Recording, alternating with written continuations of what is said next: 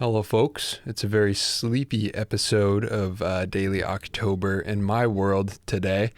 I've slept a grand total of 2 hours since the last video yesterday. Something like 3:30 last night as I was driving back to Indianapolis. My car randomly stalled out and died on the highway. Still had electric working, headlights were working, I had power steering. Was able to cruise it off to the side of the road, and it died there, wouldn't restart. My buddy Alex, who was also driving the same route at the time, stopped by and helped me jump the car. Still couldn't get it started after a while.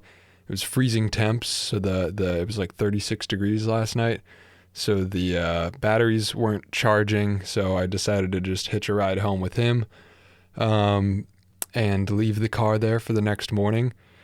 We were fiddling with it till like 5 a.m. or something, so I didn't end up getting to bed, getting back here until about 6 a.m. Then I woke up again around 8 or 9 to borrow Michael, my roommate's car, and take it back down an hour south of Indianapolis to go fetch my car. But he only had a certain amount of time. The plan was to hopefully jump it again in the warmer weather where we had more time, and drive them both back up, but it still wasn't taking a jump, would not start, and we ran out of time before he had other commitments, and so we both had to drive back up and leave it again. I ended up taking his car back down solo to figure it out. I was there all day just diagnosing like every little system of the car, going through spark and air and fuel and just trying to figure out why this thing wasn't starting. I was really trying to hold off for as long as possible on getting a tow, even though I don't really like to do diagnostic work on the side of the highway. I didn't want to deal with towing it if I could possibly get it started.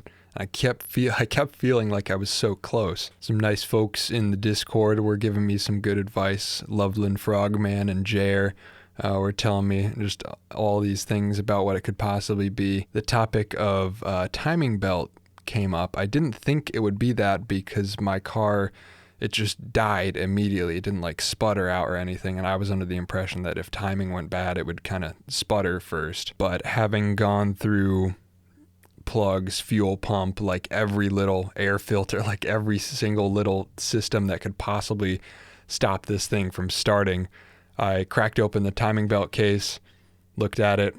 Immediately, it was just not even, it was halfway on the gear that it's supposed to be on. So when I opened it, this is what it looked like. I was like, that's not a good sign. I start pulling at it. There's this much slack in it. Obviously, that's supposed to be tight. And then as I disassemble it more and take off all the plates, I was able to pull it all the way out. So my timing belt completely snapped, which apparently on motors like mine has a high likelihood of kind of breaking everything, because when things aren't timed together right, the valves, instead of working directly opposite each other and nicely on each firing, pushing the other one back, if the timing is slightly off, they can kind of explode each other and screw up the heads. So there's a pretty decent chance that my engine is toast right now. Ended up getting it towed about an hour. I was waiting an hour for that as well, so I only got back at 8 or 9 p.m.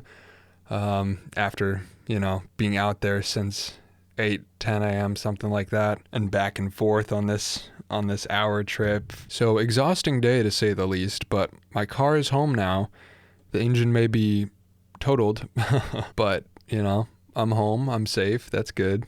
And it's really unfortunate because I was trying to get the Tucson in a nice, good shape for winter, just so I wouldn't have to mess with it and do any maintenance while it's cold out. But now it seems like I might not have a car for winter, which is fine. I don't day-to-day drive. I don't have it a daily job to go to. I'm just putting my all into YouTube right now, so it's not the worst thing in the world. It's not like I'm struggling to figure out how I'm going to get to work tomorrow, because I'm able to just work here from home. But it's a major unexpected thing, a major expense that I have to deal with. And like, I don't want to sound like I'm complaining, because this is the path that I chose, and this is like, to some degree, this struggle is fun to like figure out how to deal with. But also, like, right now, I've been trying to just make enough money off of the YouTube to like pay the bills, and I do not have an emergency fund. So I think this is maybe a good wake up call that like I should start to treat YouTube, if I'm giving YouTube my full-time shot as like my job, I should start treating it like a job and like actually try to make some money off of it, instead of just like pouring my all into it and being like super purist and just not making enough money to get by.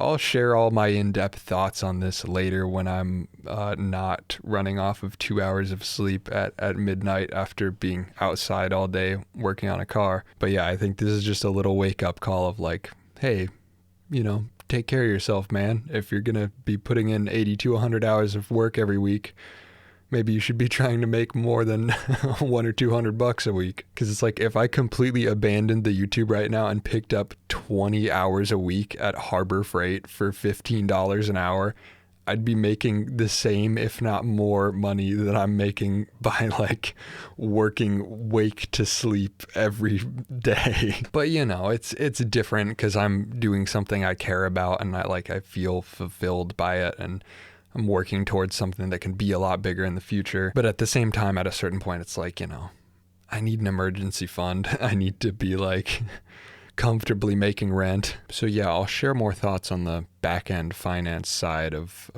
this whole thing at some point. But my thoughts right now in the wake of this happening is just like, all right, time to take this a little more seriously.